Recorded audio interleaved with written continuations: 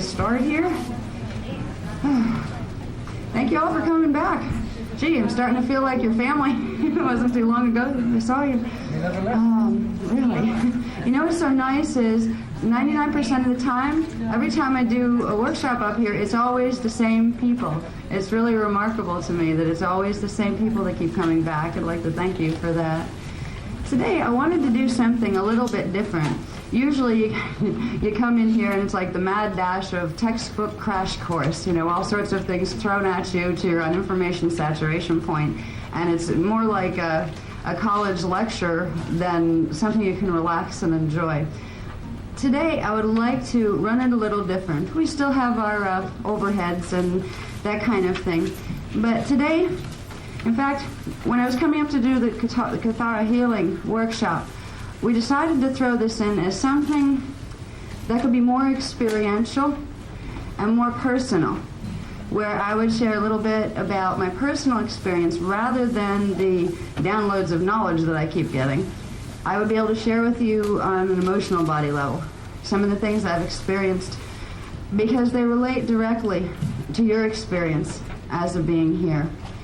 I've had a rather unique life experience this time around, and the only significance in that is that it illustrates what every one of you are capable of experiencing, and it demonstrates that what we are taught in our world as far as the nature of reality and the nature of ourselves is very much erroneous.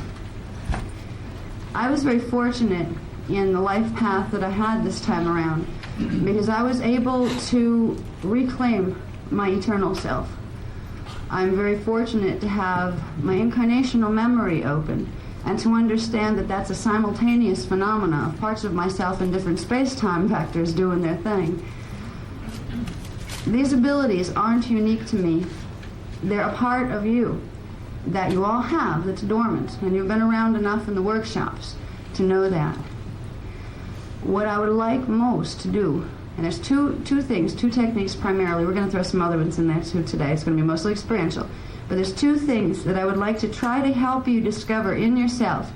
Because if you can begin to get the feeling of them, if you can begin to get the sense of the reality that these exercises can lead you to,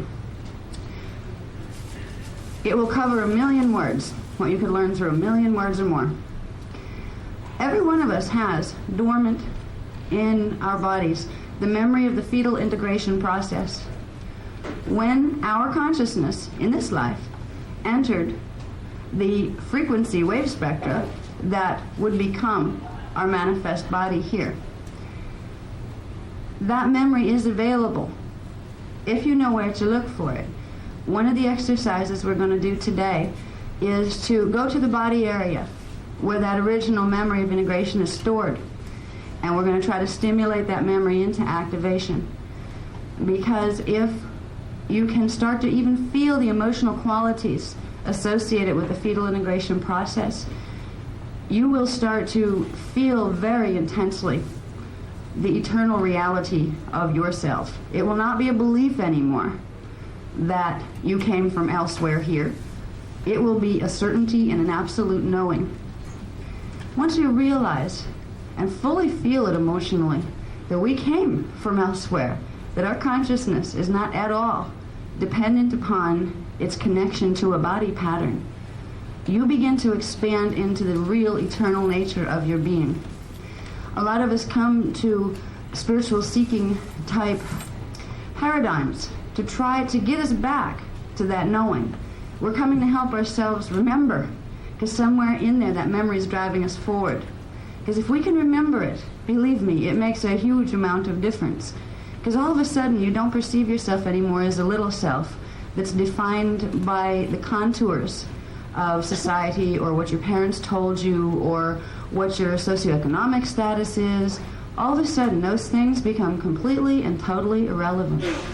And you start to feel, not only see, the big picture. In a lot of the workshops that I do, I'm going to sit down here so I can have more of a conversation with you rather than I'm the teacher, you're the student. I hope you can all see me if I do that. Do you mind if I do that? Okay, it's a little more casual, and I would like to talk with you one-on-one with you, because you are equals with me. I don't need to stand up above you and talk to you over a microphone. I need the microphone so you can hear me. But we're all in this together. We are all eternal beings. And I've been fortunate to have direct experience of what that means. We've worked on in the other workshops, integrating the mental body, getting the rational perspective and the science that would show us in our mental rational facilities how much spirituality made sense. And we've done a good job of that. We've combined physics with spirituality more than just about anybody else out here. There's another level of integration that needs to take place, and that's the integration of the emotional body. The mind can know what it knows, but unless the emotional body feels what it knows, it's not going to make much difference to you. You're still going to be operating on the old pattern. When we came into fetal integration here, we came into a situation of vibrational oscillation rates that were very different than what we were used to when we were fully more aware of ourselves before we came into the gene code. When we came in, much of our self, our concept of self, our understanding and our awareness of self was blocked out, but that part still exists. If we can learn to bring that part of us back into our consciousness right now, we will transcend what it means to be the name that we carry here. We will find many names that we have been, and we will know that we are all of those things and none, for we are more than any of the names we've ever worn in any of our lifetimes. There's an eternal nature to the self that's beyond the description of words. And in this workshop, I would like to introduce technique. Not technique you even have to remember. It's more so I would like to take you on journeys with me. And I'm going to have a little help from my interdimensional friends in this one. Because this is a very intimate group for me, this is a group of people who know me. You've seen me enough times, you know the paradigm I represent. I feel very comfortable with you. You also know my stance on channeling, because I've talked about it in other workshops. We do not endorse it at all unless you are something called a sealed channel, a Melchizedek sealed channel, because it can be very, very dangerous to you otherwise. Now, I am a Melchizedek sealed channel, and there is a portion of my being that's from the higher levels. Her name is Azara, and once in a while she comes through with the meditations, and if you hear a little accent in my voice, you'll know she's present and helping out. She has asked me to allow her an opportunity to speak with you today. Now, we don't usually do this in public. We're not going to get billed as a public channel, that kind of thing, because we don't want people out there getting the wrong idea. But you already know enough about channeling and how it can be harmful unless your fields are sealed. So with you, I can share that level of my own higher identity, because she's part of myself on the avatar level. She's a part of my collective. So it's family. She's not going to come in right away, but she's going to lead us through some very interesting exercises and experiential journeys that she hasn't told me about some of them. I know we're going to do the fetal integration exploration. I also know we're going to do something that's kind of neat, which is explore the near-death experience. And we're going to go on one because your body doesn't have to be dead to have a near-death experience. Mm-hmm. You always said that. Well, you were right.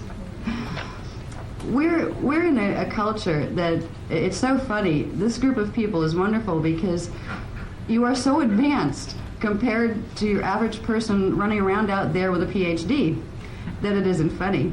You may not have PhDs, or maybe you do, but your ability to comprehend and follow the things that we have been talking about progressively and building is just so far advanced compared to what the world out there is functioning on. You're the first wave of teachers that will be able to go out there, and even if you don't say a word, you will transmit a frequency of consciousness just in the fact that you exist in a space that holds a much higher understanding. You're the first wave that's going to be able to reclaim your eternal selves. And whether you end up in this lifetime aiming for a transition into the next levels through the usual process of the death experience or through ascension, It will depend on where your DNA is at and how fast codings can activate, and your own higher levels of identity will take the course that most suits you. It's not always necessary to go through all the trouble of transmuting a body pattern. Sometimes it's easier to just drop it when you're done, and some people will do that. There are skills involved, however. If you know how to do that well, it's not hard to make your transition. And whether you're transmuting your cellular structure for ascension, or whether you are going to die the body and move your consciousness elsewhere, if you understand the process, it's much easier than trying to fumble your way through it. We're in a culture right now that has some really, really, I hate to use the word, but really stupid beliefs about death. First of all, most people are terrified of it, as if it's something unnatural, yet they know it's natural because it happens to everybody. Most people don't know it doesn't have to happen. And the ones that are taking Kathara healing are starting to get to know that. And hopefully we'll be able to not even have to do the death experience this time. But if we do, if we can learn to re-perceive it as something that's not frightening, we already know on a conscious mental level, we've talked about it enough in these workshops, we're going on. We know we're not just going to, okay, the body's gone, so are we. Is there anybody in this room that still feels that they're going to be gone? All right, I didn't think so. I'm glad, because that means that the teachings are working. You all know that you're going to go someplace after the experience of transitioning. But we haven't talked much about what that experience is, and it's very much connected to the fetal integration process. Because really what both processes are moving your consciousness from one space into another, vibrationally speaking. It's a continuity of the eternal self. But while we're here, we get so caught up in a societal system that teaches us that we are finite. That, science that is telling us, well, consciousness is the byproduct of the body and the chemical interactions with the body parts. They're so far from understanding. They don't want to understand, because it would make them change their paradigm. And the things that they are teaching right now, teaching to our children as they go through school, teaching and building their societies upon, all of that would have to change if they acknowledge the truth. This is a group of people who are going to have exposure to the truth, and you're going to be able to find some parts of it in yourself. When you realize that you can initiate a near-death experience, you can initiate a spiritual epiphany, you can initiate angelic contact, those kind of things. It doesn't become a big deal anymore. If you watch the news or some of the shows they have on TV these days, they make a real big deal about, wow, somebody was saved by an angel, like, wow, angels might exist. When we start to reclaim our multidimensional self, it's going to be like, yeah, no big deal. Well, hopefully they were a good angel, because we also know that angels aren't necessarily balanced individuals. It depends on where they're coming from. When we explore the eternal aspects of our being, it's a sensed experience. And I'm hoping with the exercises that we go through, that we can begin to get a sense of that eternal nature and bring it into the room with us. And what I'm hoping too, I was given some information about the particular group of people who keep coming back here. There's a reason. We've done this before. And there's some others that have come in, they float in and out, that are sometimes part of the group. They've done this before with us.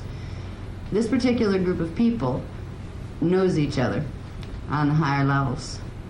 We have come in before as a team of information bringers, as systems busters, as educational consultants. We are part of the Melchizedek Cloister families, and there are various families of consciousness within that larger family. But this particular group, I have been told, are all affiliated with the speakers of the eternal flames. They are either the gold flames, the violet flames, or the blue flames. In my books, in the Voyagers book, in Amente especially, we spoke about the flame holders and the flame keepers and the flame groups. They're soul groups that reincarnate particularly in ascension cycles or stellar activation cycles to assist in the process of the stargates opening and of the consciousness raising. So what I have been told recently, they didn't tell me that until last night actually, that the collective here that's been following from New York City happens to all be representatives of one of those three color flame groups. And the flame groups simply represent the frequencies that you would be grounding primarily here. So it's a family group, and because of that, that is why Azara had wanted to speak to you today before we leave, because she is also a member of the Eternal Flame groups, and she tends to, in all of the incarnations, come in and remind them who they are, and she gives a transmission of energy that assists in the awakening process. It's a frequency that would move through my biofield and into yours, and if you don't want it, you simply say, I'm not ready for a transmission, and you just put up a little white light field around you and you won't get any of it. But there will be a transmission from Azara. This is some of the things she's going to be doing in Egypt, by the way. She is going to be transmitting frequency that will progressively help you to awaken your cellular memory. We'll start with the fetal integration process. And I'd also like to have a time, that we don't have the time to do this most often, where we can discuss what we experienced during the journeys or the meditations.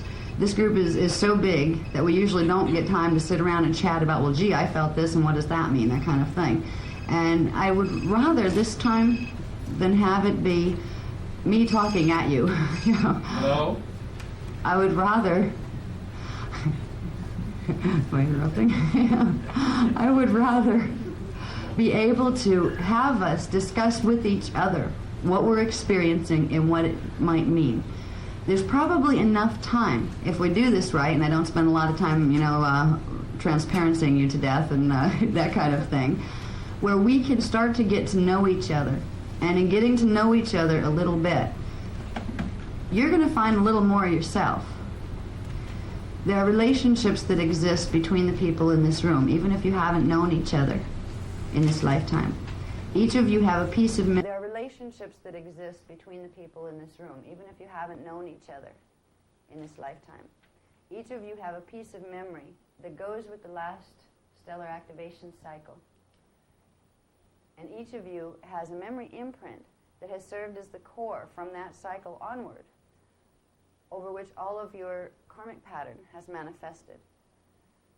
We all have a point of entry into this harmonic universe to begin with. In that point of entry, the experiences we have will set the holographic template for the rest of our experiences within that harmonic. I'm told that every one of us here were connected to the original point in time that was known as the Temple Wars. The Temple Wars took place 216 years ago and a little bit before, when there were some major problems with the cloister races on the planet. The root races weren't here yet. So the people that are incarnations of the people from those times are the incarnations of the cloister race beings. The cloister race beings, as some of you probably remember, are those who had the DNA imprint of whatever root race strand they came in with, but also with strands 7 through 12 in dormant form so they could activate it. Being a cloister race incarnate means you will have a much longer incarnational memory, and the memories you do have, you will be involved with much larger projects than a person who isn't a reincarnation of a cloister individual. I'm told that this is an incarnation of a soul group of cloister humans. Actually, cloister human Orophim. Orophim were Syrian, partially Syrian, and partially Tournaisian human. They were the purest strains of both. They were Syrian Anahazi, which were the original Lyran-Syrian liquid light race of avatars that progressively came into the densities, and they crossed with the Tournaisian human imprint in order to be able to take on the densities through the human form. It is a very special type of gene code and type of consciousness. It's a very special family to be a part of, because there was a lot of privilege and also a lot of responsibility that went along with it. Right now, the Orophim on the planet are very small in number compared to the rest of the people on the planet. But the power of Orophim together and using their energies in a focused way is much more powerful than huge groups of other people that do not have Oriflame coding. Being a part of the soul group that they have said you are a part of, and I believe them because I feel a resonance with all of you that I feel like family. It will mean that you can start to find not only your eternal self, but when you find your eternal self, you will find your stellar selves, and you will also find a divine contract, a contract that you had with much higher powers, a contract you had with Source to be a part of a family of consciousness that would keep the codes of ascension alive within various systems. It's a very special feeling when you start to find that within yourself, when you start to know that rather than hear it from someone, when you start to realize you have a very special and unique relationship to Creator. It's a level of freedom because most of us here that have that consciousness just dying to get out from our subconscious and our higher levels feel a real sense of tension and compaction being here. We're being pushed on. We're not allowed to express what we know and what we feel. There's something blocking us and you know there's more and you can't find it. When you start to find these parts of your memories, it will start to allow those parts of yourselves to come into expression here, because now's the time to do it. There were times on the planet when the cloister races had to be in hiding because they would be destroyed if they were identified. When dark forces and their race manifestations came in here and took over the Amenti stargates, there was a lot of problem because they wanted to infiltrate the bodies of the cloister races because they wanted their coding that went with the planetary grids. So being a cloister was like sticking out like a sore thumb and being very valuable real estate. There's a fear imprint that we carry very deep down because of that. Most humans of any kind carry a fear imprint, the primal fear from way back, because it's been a very rough journey down here, even if you're not an Oriflame. But the fear imprint of knowing you were part of a collective that had a tremendous amount of knowledge that was meant to free people who other people were trying to enslave. And you were going in behind the lines, behind what they call enemy lines, and bringing that freedom to them. You were setting yourself up for real persecution. And we have imprints of trying to run from that and trying to deal with that fear. So one of the things that they're going to do in the exercises today, I'm not sure what point she's going to stick it in there, but Azara's going to come through and she's going to do a releasing of fear thing. If there's, when we do these exercises, the idea here is to get in touch with the emotional body, because the emotional body is what we've had to block and turn off, so we didn't feel these things. We're not going to get our memories back until we allow the emotional imprint of the memory to come back too. So when you start working with the energies here, you may find tears. You may find fear coming up. You may find a release coming up. Behind it, you'll find joy. I will tell you, if you start to feel a rumbling and you start to feel your chakras in here kind of going, oh, God, no, I'm losing control. You know, I've got to keep that down. I'm not going to react that way. I'm above that. You know, that kind of thing. Notice that, because that has been your defense mechanism. And it was needed before. But if you want to get your eternal self back now, you need to let that energy come out. And we need to establish a trust between us here in this room.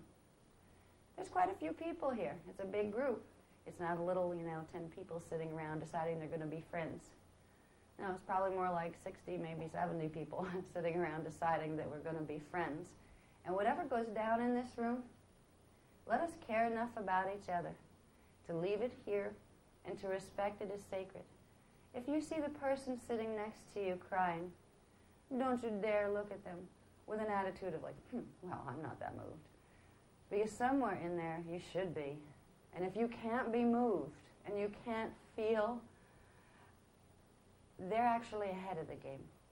We need to look at each other in this room because of the sacred trust of the information we've progressively shared as we move along, as a sort of ragtag family from the universe that's coming together to help each other heal so we can do what we came to do here, which was to help the planet and its people to heal. When we begin to release the fear imprint, this is going to be something later taught in more detail in Kathara Healing Level 2 or 3. They haven't told me. But it's about flipping over the miasmic imprint from the Kathara level. It's a technique I've been waiting and waiting for them to give me because I wanted to use it. But they told me that you have to reach a certain level of oscillation in your body before you can do it, or you really just kind of wipe yourself out and your hologram goes crazy and you purge all over the place and you make yourself sick and you lose your job, your wife, your house, those kind of things. So they don't let you have these techniques until you reach a level where the grid your holographic grid is already stable enough so you're not going to blow up your life to put it back together again. Progressively coming to the workshops has allowed us to step up, slowly step up our frequency.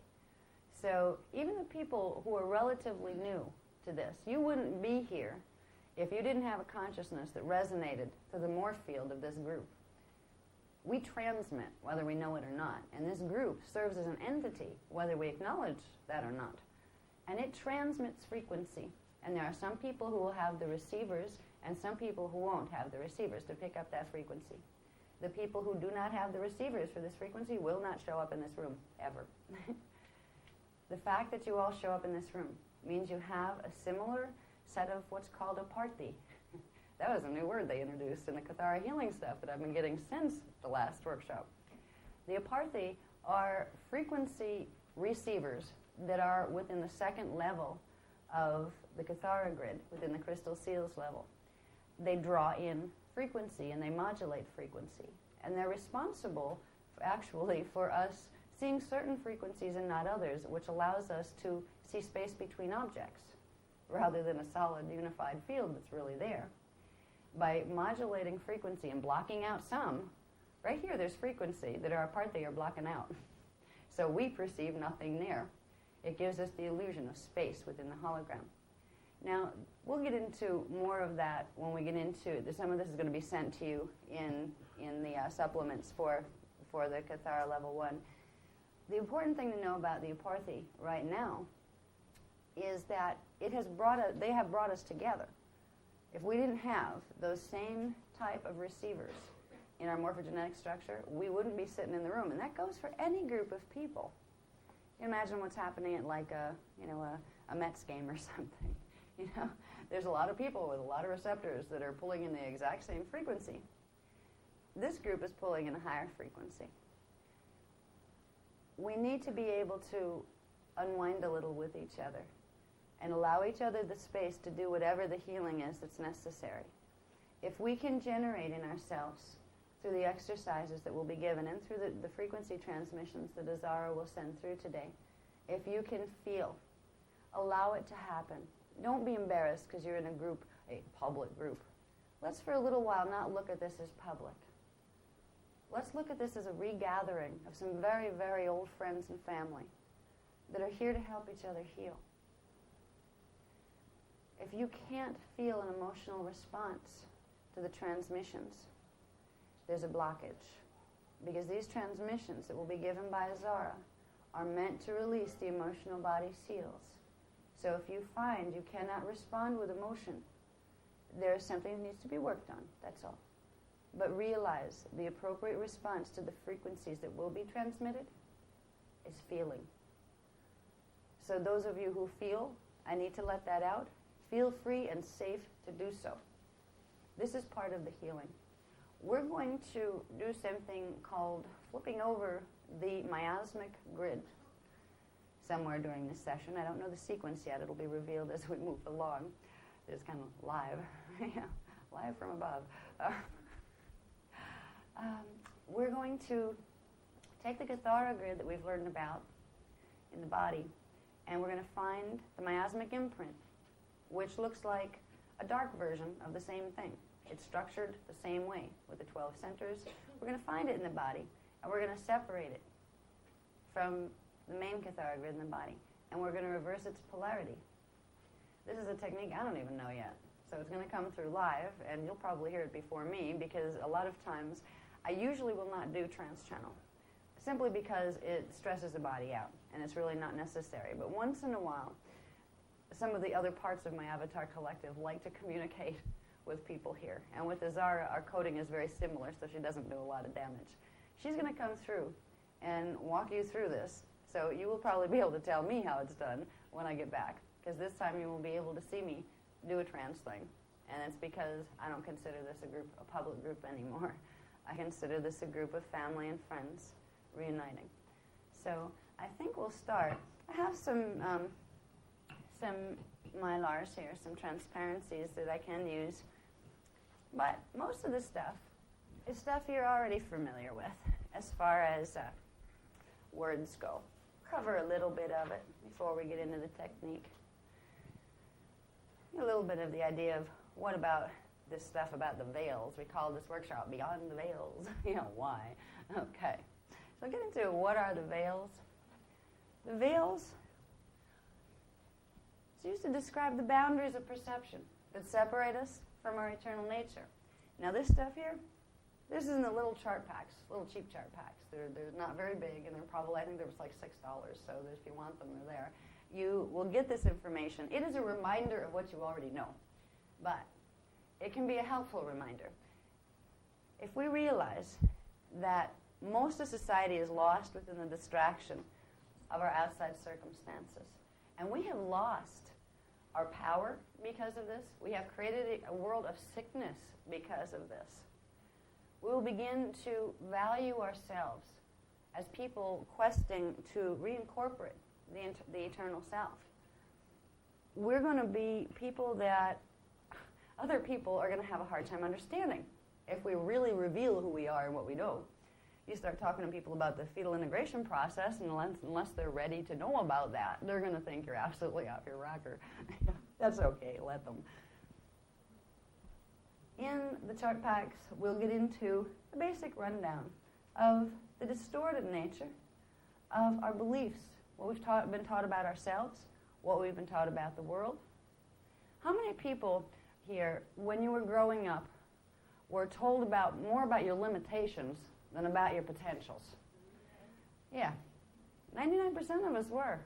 You can't, and you're not good enough for this, not good enough for that. Maybe you should settle for this because you'll never do that. And that was the good parents. That was the ones that were actually kind enough to not, beat us up and, really, crucify us with words and those kind of things, because some parents just weren't any more mature than to do those kind of things. We have been totally programmed into self-loathing. So when somebody says, you're an eternal self and you're a blessed being, a manifestation of the God force and source, you kind of go, yeah, boy, I'd like to feel that way. Because there's a part of us that does feel that way, but the body pattern doesn't feel that way. The body feels very different because it's holding the old tapes. It's holding the old words that mom and dad and society told us. Those old programs have to change if we're going to be able to fully embrace the power and the knowing of our eternal selves. So in the chart pack, we can keep kind of flipping through these. Can we flip through these more? Thanks. I'm going to get to the basic subjects that are listed on the flyer, and then we're going to go into exercise 1. Just find the next topical one, the one that has the name at the top. No, they have names. Let me do this. I haven't yet. It'll be right there. Do you see the ones that have the names at the top? Right there. See, they have names like that. Okay, now, instead of going through the whole text, which we don't need to do, the nature of the veils that I'm talking about, there are two primary causal agents for the fact that we come in here and become clueless when once we're eternal consciousness. The one is the gene code, and we've been talking about that a lot in the other workshops, and we're using Kathara healing to begin undoing that. But the other part are the beliefs that we've been taught, and this is the big one. The beliefs about self that turn our attention away from looking for our eternal nature. Even at the level of spirituality that we're embracing right now, which is a very high level with the information we're dealing with, how many of us just can't get to the fact that you'd like to do the exercises more often because this, and this has to get done first? Yeah, I have that problem too. I was like, I would love to spend 6 months working with these guys, but you keep giving me more information to do more work. There comes a time when you realize the inside is more important than the outside. And even when it comes to spirituality, you need to take the focus away from the outside. If you want to begin experiencing the multidimensional reality fields of your eternal self, you need to spend a little time focused elsewhere. We're taught to phase lock the focus here. And even when we start to unphase lock ourselves to get the gene code moving, we're still so trained to look out this way. We don't feel like we're quite awake, aware, or alive if we're not looking out in the body. We need to go beyond the beliefs that have taught us constant distraction. All right, there's constant distraction here in the form of pressures to make enough money to put a roof over our head. A lot of us, I know me included, would love to be able to make enough money where I could go hide from the rest of the world that I'm not comfortable with. It would be great to be able to create a space, a sanctuary, and this is what we're planning to do at some point. A sanctuary was where all of you can come. But you can get so caught up in the need to get yourself away from the vibrations you don't like that you work hard, you don't have time left to take yourself out of the vibrations you don't like. So you therefore stay within them. When we're working with our spirituality, we need to talk with ourselves. We can create that little mentor over our shoulder and say, okay, do I need to focus outside or inside right now? Is it more important to do this? I mean, okay, maybe I'll lose a little bit of money on this one. Am I going to lose my house? Okay. You know, my roof is still there, so my body has a place to live while I go out of body. Those kind of things. You need to really realize where you've been set up for distraction and begin to take steps to undistract yourself and to begin looking at your priorities and saying, what is most important to me? We all need shelter, sure. We're in bodies that are very vulnerable to the outside environment right now. At least until we learn to modulate our fields and completely control our DNA, we will be vulnerable to the outside environment. But there needs to come a time when you say, it is important to me to spend a half an hour or 2 hours today, completely undisturbed, to work with my eternal self. Excuse me, I have an appointment. You need to start honoring the part of yourself that you're trying to integrate, as if it were somebody separate. If somebody came over and they said, well, you had an appointment with me and you didn't show up, you feel kind of bad. Your higher portions of identity should be treated with the same respect. We're so used to putting ourselves as second. We're here to serve our children first, our society first, our family first, our parents, our wives, our husbands. This is totally backwards. Because if you put everybody else first and you last, which is the old martyrdom trip that was put here specifically for the result it created, you are disempowering yourself because you never have time to replenish or to get your power back. You are powerless. And therefore, all those people you're trying to help so much, you're not going to have enough power to help even yourself. If you put you first. Because not only is everybody else a blessed manifestation of Source, but so are you. You neglect you, you're neglecting God. It's as bad as neglecting your child. This society likes to say, the children are the hope of our future. Yes, they're part of it. We're the hope of our future. Okay? Not just the children. We are children of our own consciousness that we need to raise and we need to nurture because we have not been nurtured. It's time to say we count too. And yes, the children are important and other things are important, but so is my time spent with my eternal self. If you can give yourself the luxury of that time, you will have huge rewards. You are allowed. There's not a big bad God up there in the sky that's going to punish you for spending time with you. We were taught these things. A lot of the beliefs we were taught through religions from the past have been really distorted by various forces, particularly the hands of men who wanted to control other people. We're taught to rely on external authority, on what it says, its interpretations, what it tells us to do. We're taught that to go inward is a scary thing, it must be big bad stuff in there, and you can't trust yourself, you have to trust the outside authority. We need to reverse this programming if we're going to reclaim our power, and we can do it simply by realizing we have the power of choice in every moment. In every moment. Because we're in a polarized system, there will be a higher frequency pattern and a lower frequency pattern. If you look at this room right now, in this moment point, as a still snapshot in the hologram, it is an energy signature. That's all, with a bunch of conscious energy signatures sitting in it. There is two versions because we're in polarity.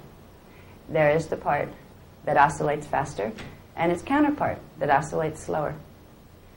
If you take a minute and just try to move your energy outward, kind of in a field through the room, you'll be able to feel a little bit of that. You'll start to feel a drop down this way and a little upscale movement in the vibration this way, or in the frequency. Even if you can't feel it yet, it's still there, which means at every moment point, you have a choice between which of two frequencies you will run. Will you run the higher, slower vibrating, faster oscillating pattern of the hologram, or will you run the lower? If we could develop the ability to, at any moment, realize this, just any moment point, you can be walking down the street doing nothing, thinking nothing. Stop yourself and go, okay, right this moment, there's two choices. What might they be? Start there. You'd start to be able to see them. And if you repeatedly learn to identify them, you'll repeatedly begin to say, well, I'm going to take the higher level one here. I'm going to take the one that leads to my faster evolution. Or at least if you do take the other one, the one that takes you down, you will feel it. You will feel a drop a little bit. And the energy like, ooh, I knew it could have gone a little better than this. Whoops, missed that one. You'll become self-aware, and you'll become self-directive. These are some of the things that we need to learn to do with our minds. We're learning to run energy in our bodies. We're learning to correct our DNA. We're learning the greater framework. But nothing is going to help us if we don't learn some basic thought pattern control and directing our minds, because they are our creative tool. We can sit for a moment. We're going to take you into an exercise now. Boy, those lights hot. Just getting blasted with that light there. Is there any way to tone the lights down just a little? Because they're kind of really bright. We're going to start going into experiential. Turn this one on.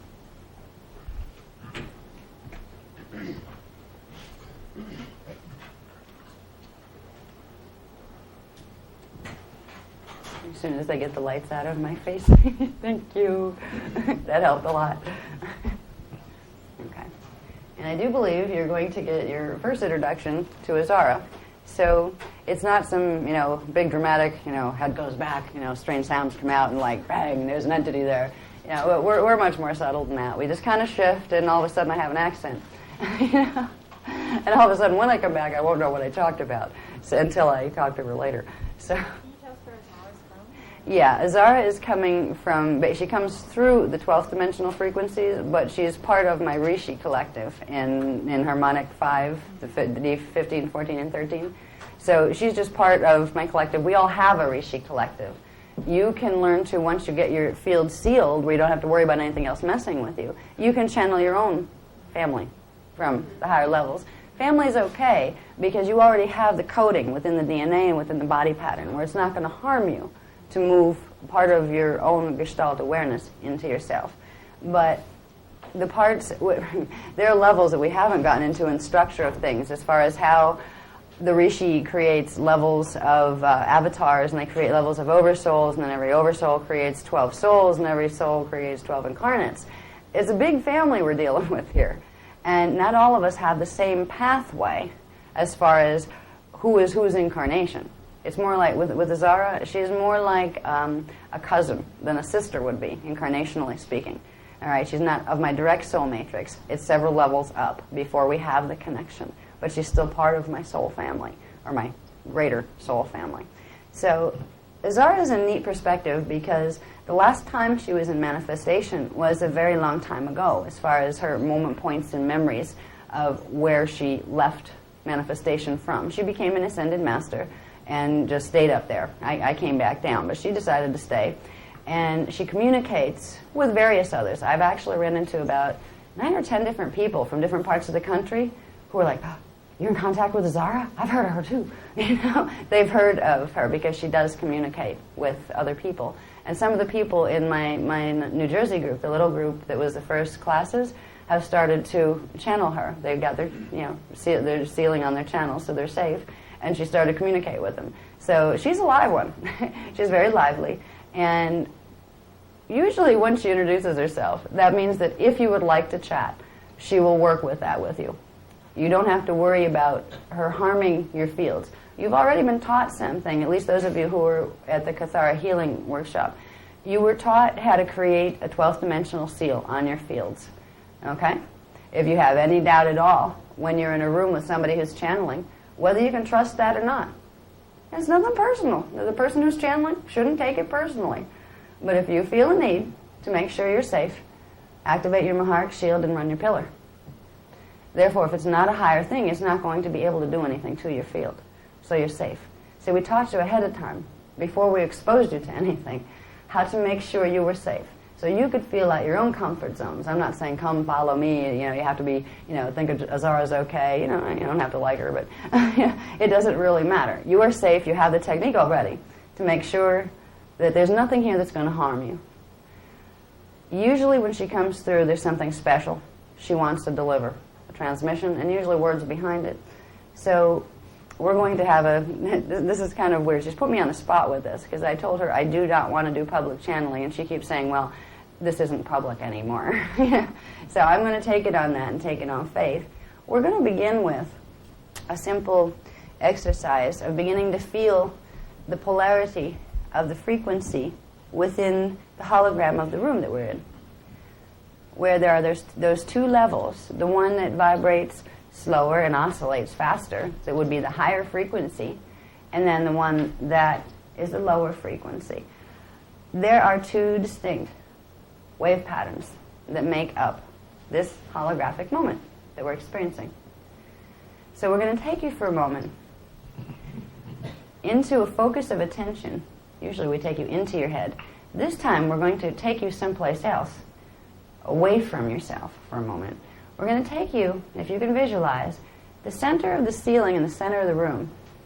Just imagine there's a point there. You don't have to look at it. Or you can if you want to. Imagine there's a point there. There's going to be a collection point for everybody's consciousness to kind of hang out in. And we're not blending consciousness here, so you don't have to worry about anybody's boundaries invading anybody else's. We're just going to all hang out up there for a little bit, like consciousness cells that are retaining their own integrity but sitting next to each other. If we move our attention out of our body spaces for a while, we can begin to get a feel for what it's like to perceive without so much of the cloaking of the gene code. And then we begin to feel the subtleties that can arise through this process. If we focus our attention on that center of the ceiling in the middle of the room, and then each one of us at our own rate visualize ourselves as a little cell of consciousness. It could be a spark of light, but it's like a little cell with its boundaries around it. Is going to very slowly move from the ceiling point, nice and easily with the breath as you breathe down, exhale, slowly down to the floor. You're going to spend a few minutes just simply breathing without even hearing me talk. You're going to simply put your consciousness up in the little cell, up in the center of the ceiling, and then exhale it slowly down to the floor. And while you do this, I want you to focus on the sensations of vibrational change from the top of the room to the bottom of the room. There will be a distinct shifting and progressive downscaling of vibration. That's how we get up versus down. That's how the illusion translates. So try that for a moment. Breathe gently and then exhale. Feel a spark of consciousness down, slowly down, maybe a third of the way through. And down a little further toward the floor. And then a little further. Sense the frequency spectrum as it's manifesting within the unified field of energy that you're now moving your consciousness through.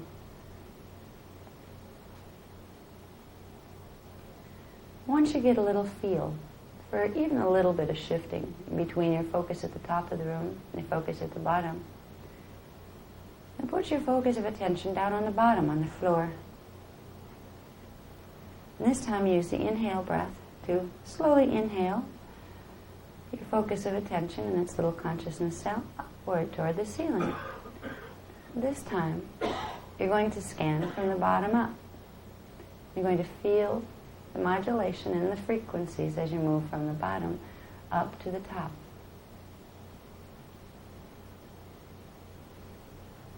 if you're able to recall the sensation of the downward, going from the ceiling down, compared to the movement from going from the ground up to the ceiling, you will notice there are two frequency spectrums taking place.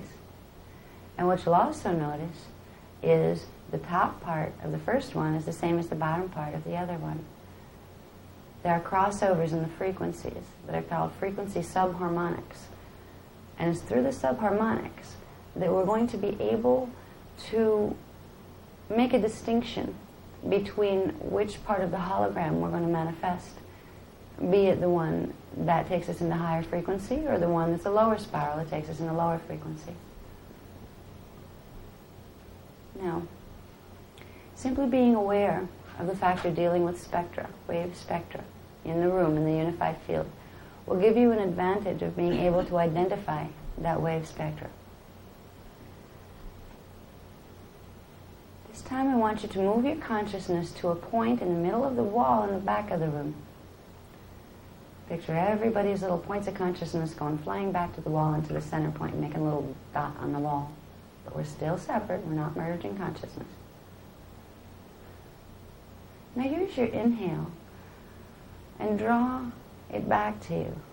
Draw your spark of consciousness back to you slowly on a horizontal plane from the back of the room to the front of the room, slowly again, trying to detect the range of the frequency spectra that's there.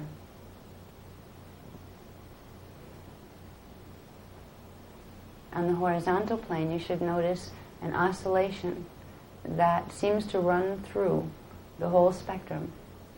It's like a bridge frequency that's the most dominant of all.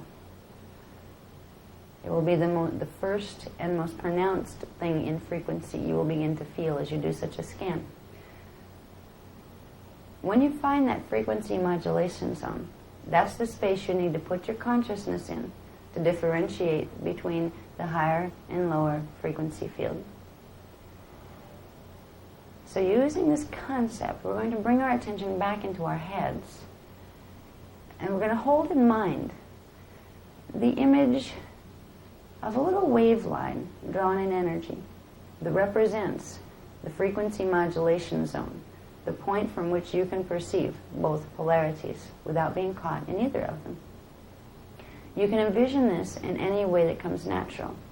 It can be envisioned as a horizontal zigzag line. It can be envisioned as a channel, something thicker, like or a ribbon of energy. Let it come to you whatever it should look like for you. But know it's a frequency modulation zone, that if you can learn to run this through your pineal gland, in the center of your head, you'll be able to differentiate between the energy signatures that represent the higher and lower portion of the hologram. So hold your image in mind. Hold the image of your frequency modulation zone in mind, right on the inside of your forehead. And then gently use the breath to bring it back into the pineal gland. Once it enters the pineal gland, position a small dot of white light that represents your consciousness in the center. Try to feel its reality there as if it's surrounded by the encasement of this wave pattern that is the frequency modulation zone.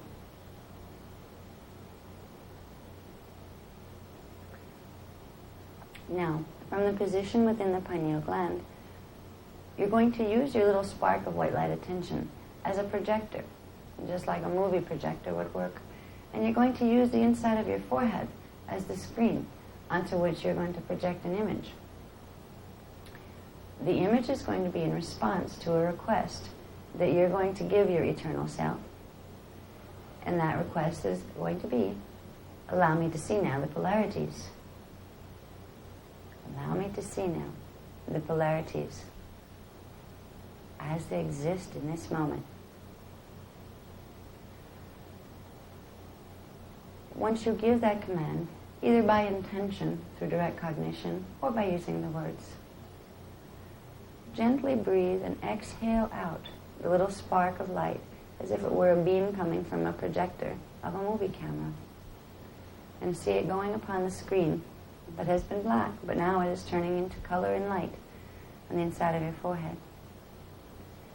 Notice there is a split right in the middle of the image that's forming, where there's a top half and a bottom half, horizontal plane.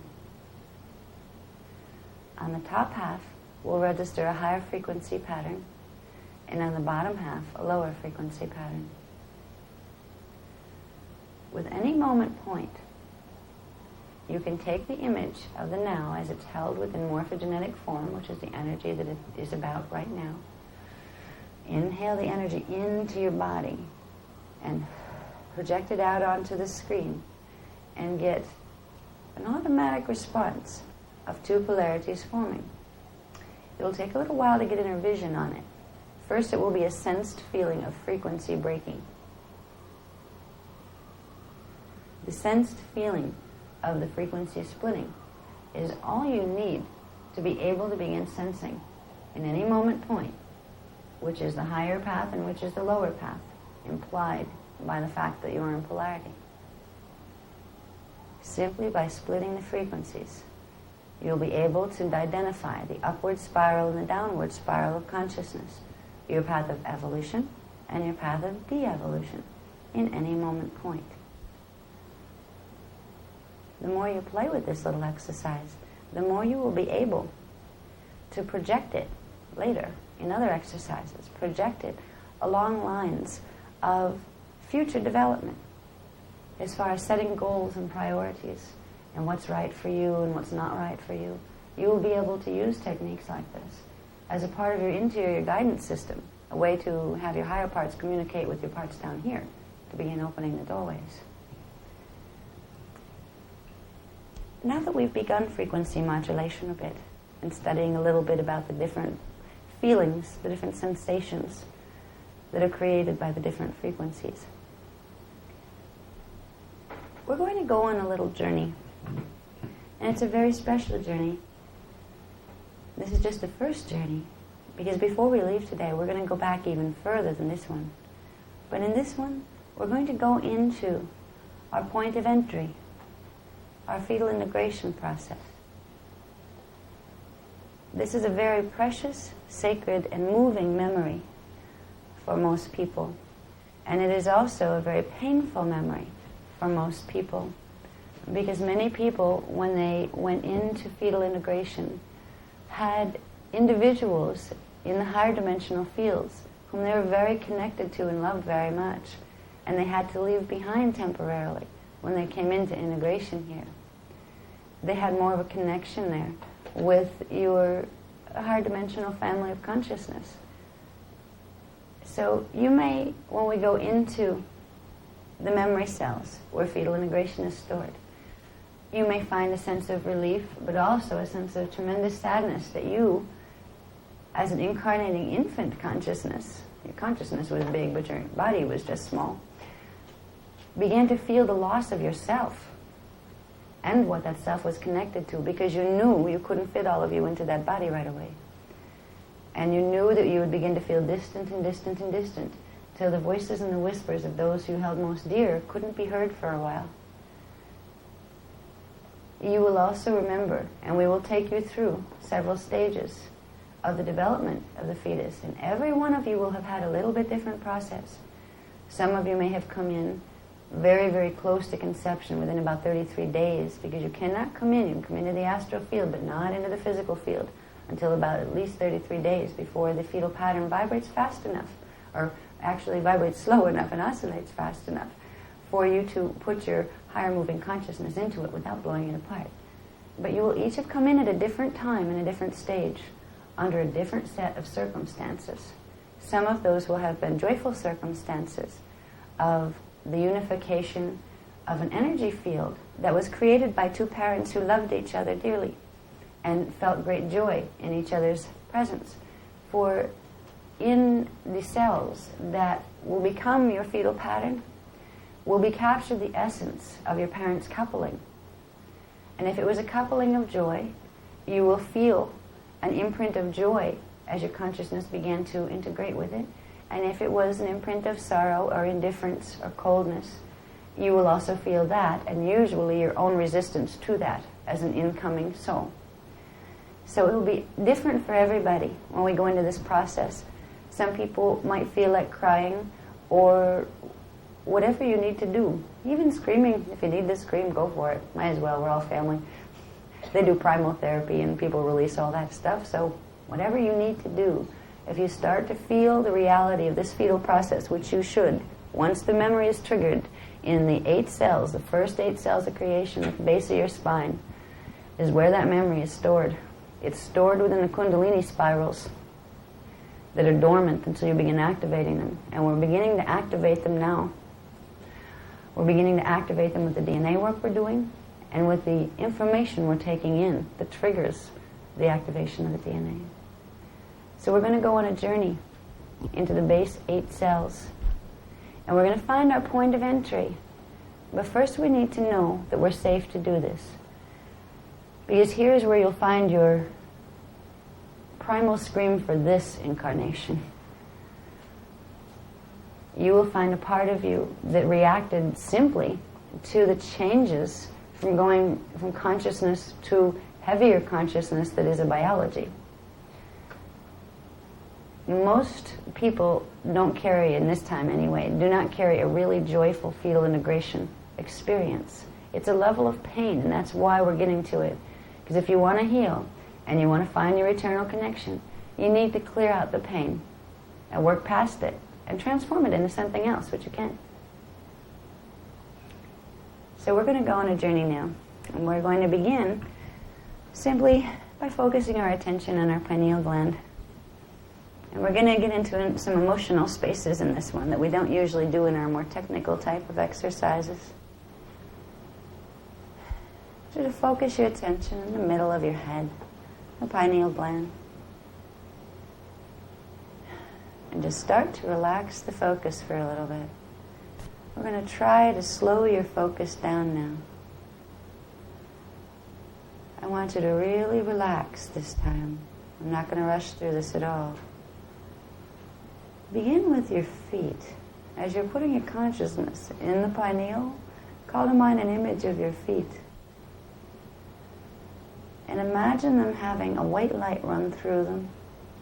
And all of a sudden they become more and more ghost-like until they disappear. Feel the sensation of your feet not being there.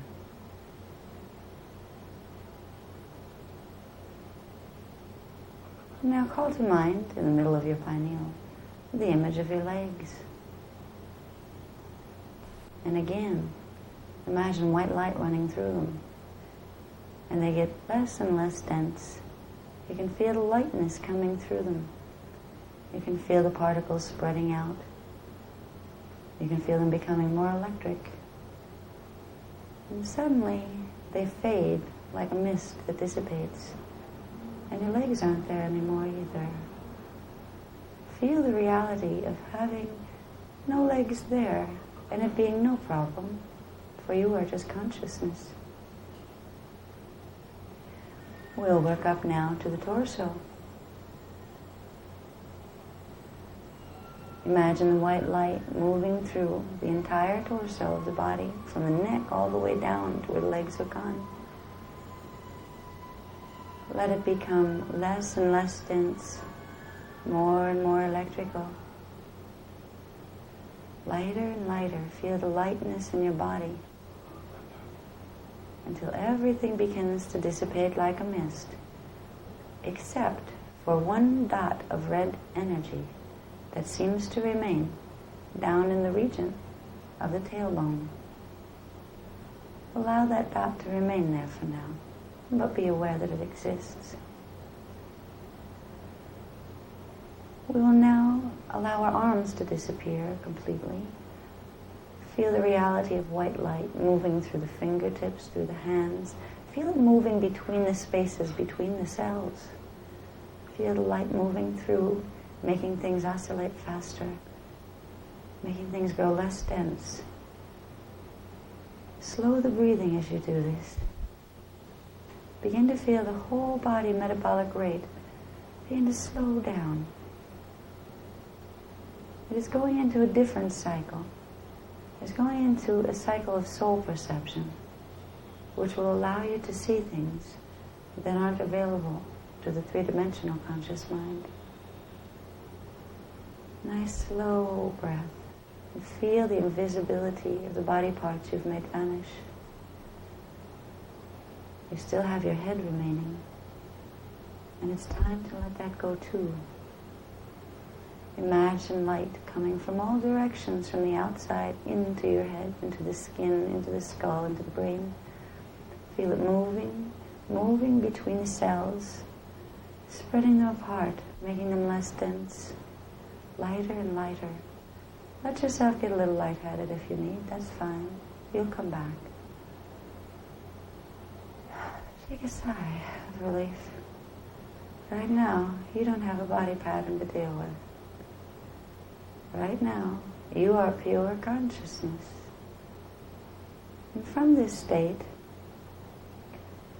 you're now prepared to view, to take an aerial view on the process by which you entered your current manifestation. For every one of us has a process and a purpose for doing so. You are consciousness now, and the only thing in your reality field and in your hologram right now is the red dot that you allowed to remain when you made the rest of your body disappear.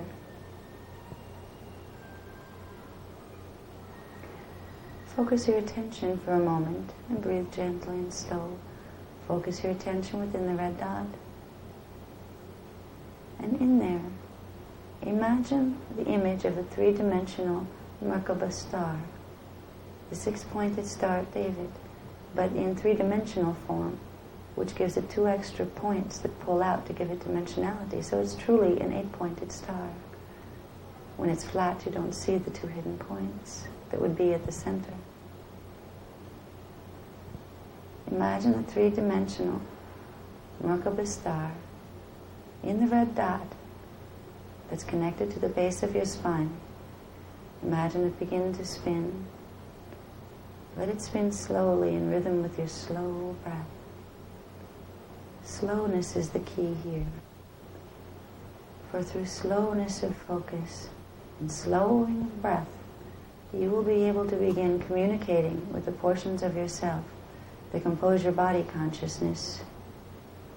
You'll begin to move into alpha brainwave pattern, and even deeper if you like. This is the place where you communicate with your body. And though your body is invisible now, what remains is its original imprinting form, the first 8 cells that form around the original Merkaba that you came in to manifestation on in the fetal integration process. Now, let the image of the Merkaba star disappear and see just the red dot with 8 points moving around at will in whatever organization they choose. And you're going to use your consciousness now to harness these and to bring them into a central point in the center of the red dot. We're going to bring them into the center so you can begin to create a focus for reading them.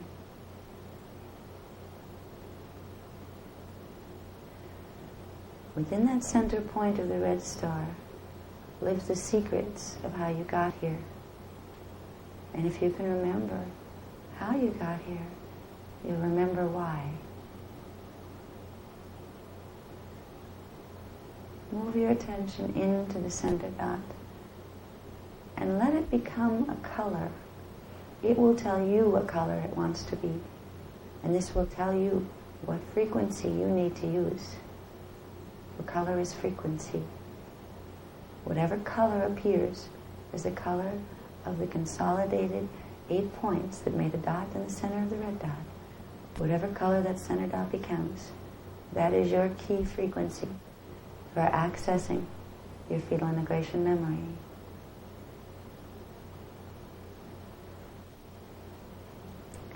Once you have received your key color, your key frequency, you're going to call to image again within your space that is now just mind.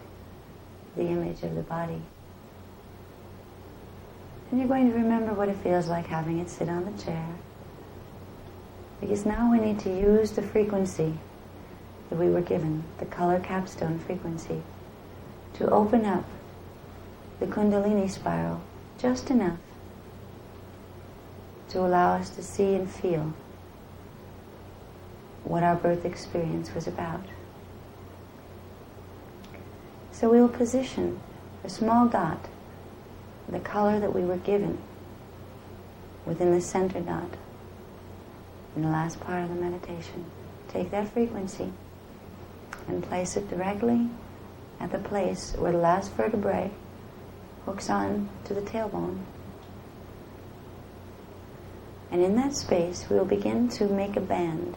Use the dot of color as the fixed point, and then from that dot of color, stretch a line or a cord of light, the same color, around and around and around that area of the base of the spine, until you build up a nice ring of frequency that's at least a 1/4 inch thick, where it looks like a fuzzy ring of light around the base of the spine.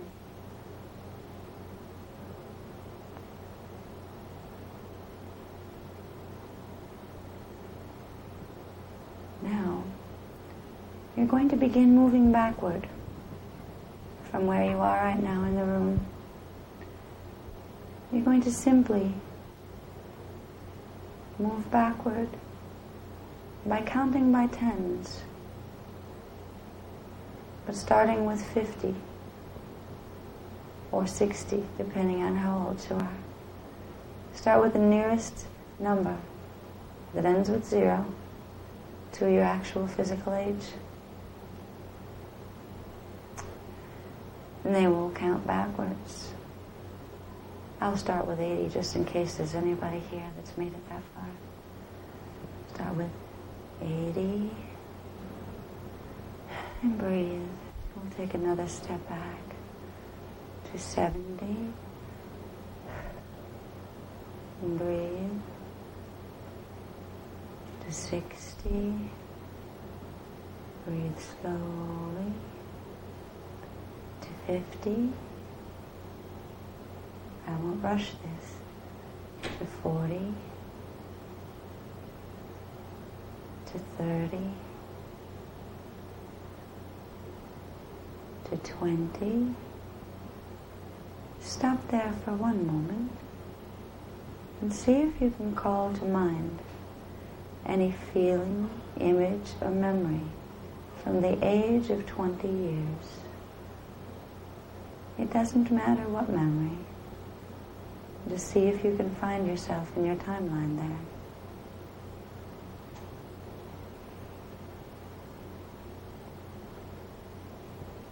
Once you've located a memory imprint, then we can go backward again to age 10. Try to feel within your body the living image of the child you were at 10 years old. Remember the length of his hair or her hair. Remember if he was short or tall, fat or thin. Take yourself back to the age of 10 momentarily. And if that child was a sad child, send him love now. Send her love now. And let her know she will be okay. There's no judgment here at all. To access your fetal integration imprint, you must call on the assistance of the inner child. For the inner child is closest to remembering.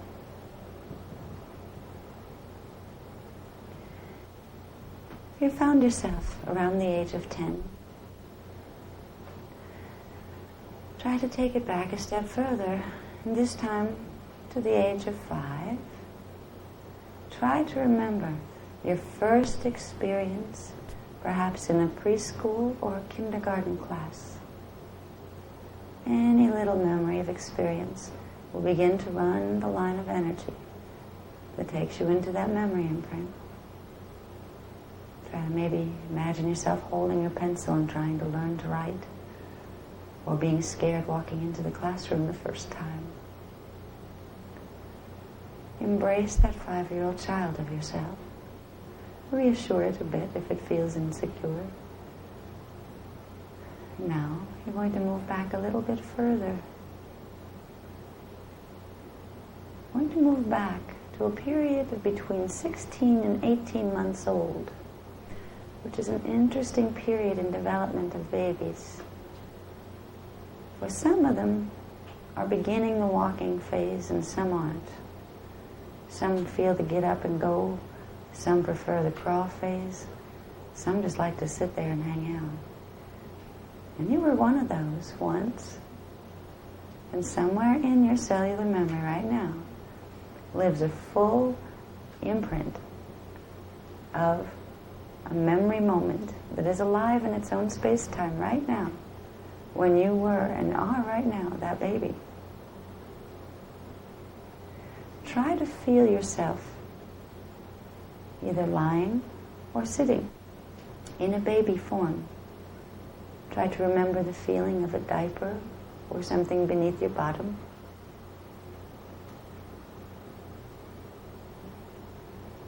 Try to feel how your hands didn't quite seem to be connected to you. They seemed to be something from the outside environment that you found fascinating because you could make it stay before you to study. Try to feel the reality now of the baby body, that a part of you right now in this moment is stationed within and always will be. And it's of when we were very, very small and the light spoke to us in direct cognition.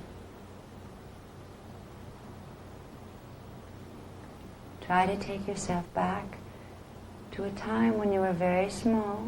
It could be 16 months, it could be less than that. Take yourself back to a year.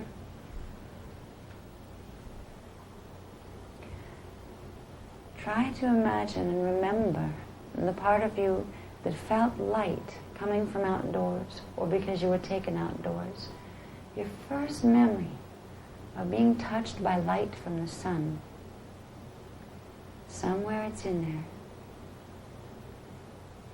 For a moment you can move your consciousness gently through your whole body pattern, just to see if you can get a stop point where it kind of hangs up in one part of your body, because that's probably where the memory of the light registered. So scan for a moment, running your consciousness just in a little spiral down through your whole body. Cross the arms, do it in a horizontal way. Cross the arms, down, down. Somewhere in there, that baby remembers when the light spoke.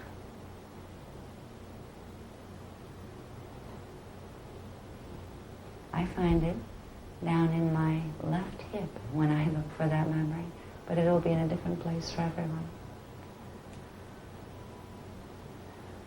Once you find an area that the memory seems connected to, put your attention there.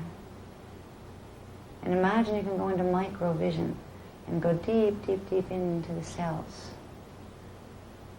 and into their holographic program. And the first thing you'll want to pick up is not a picture or an image or words. It is a feeling. And as soon as you move your consciousness into that area of the body where the first light memory is stored, you should feel a little shudder just kind of burst out of the body. You may need to work with this technique to have that happen, but it usually happens very quickly. If you can find the memory of the first touch of sunlight upon your baby body, there's a little jump, because that's what the baby body felt when the sun began to speak to it through the DNA. Other light spectra don't affect baby bodies like the solar spectra does. The solar spectra is perceived very much as a living presence, a reminder of the places that the baby consciousness used to be. Through the solar light spectra, babies communicate with the rest of themselves that haven't been able to integrate yet. And somewhere in everyone, there's the imprint of that communication. after we feel a little zap of the spark releasing from the first light memory, we're going to go to a very different place. And this is going to be a place of velvet blue-black darkness. We're going to imagine again that we're at the base of the spine and that there's a little black hole there, right where the tailbone hooks onto the spine. A little black hole. That's the hole that we moved our consciousness through to get into the first 8 cells. Focus on the black hole and perceive it as if you're standing on this side looking at it over there, as if it was a doorway you're contemplating walking through. And all you see on the other side of the doorway is this blue-black velvet.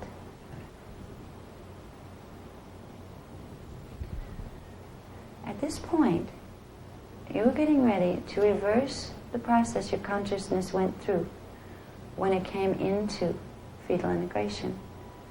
You're getting ready to move yourself through what's called a dyadic point and out into the 4th dimensional fields. Now we can astral project into the 4th dimensional fields, but it's very different than doing it through the dyadic point through which we entered fetal integration. For when we remove ourselves from all of the patterns that this body had carried since that point, we get back to who we were right before we came. We get back to the point before our creation this time. And from that point, we knew why we came. We knew who we were connected to. Every one of us had a team of helpers to help us get in.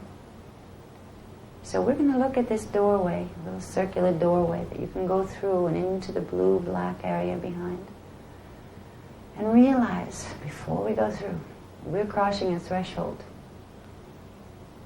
A threshold that once it's crossed, it will begin to change how you feel and how you think, because you will begin to remember things. So make a decision if you really want to remember and you really want the cellular memory to begin to activate. Because by reversing the birthing process, you will do just that. You will begin to set in motion the process of opening the cellular memory banks for this lifetime. So now, those of you who want to cross can, and those who would rather stay and think about it a while, you may just hang out here and breathe gently. Imagine yourself as a spark of white light. Inhale and exhale, and as you exhale, push yourself through the boundary. Push yourself through the doorway of the dyadic point through which you entered fetal integration. Just feel the reality of the frequency for a moment. For one of the first things you should be able to sense is a modulation area, like we'd felt before in a room scan, and a set of faster moving and slower moving frequency bands. You are sensing the first polarity that you knew in coming into this body. What we're going to do from here is we are going to travel upward through the etheric blue spiral. It's a blue spiral of 5th dimensional frequency combined with 4th, that combines with 3rd dimensional frequencies down at the base. And it comes into connection with the 7th chakra that allows the full consciousness to spiral downward from the higher dimensional fields into the body and into the dyadic point. So you can merge and phase lock into the body consciousness. So what you'll perceive now, as you pass through the door of the dyadic point, look up in your mind's eye and see what looks like a little tornado. And you're at the base, the skinny point. And way up above, the mouth of it opens into a reality field that you can't see from here.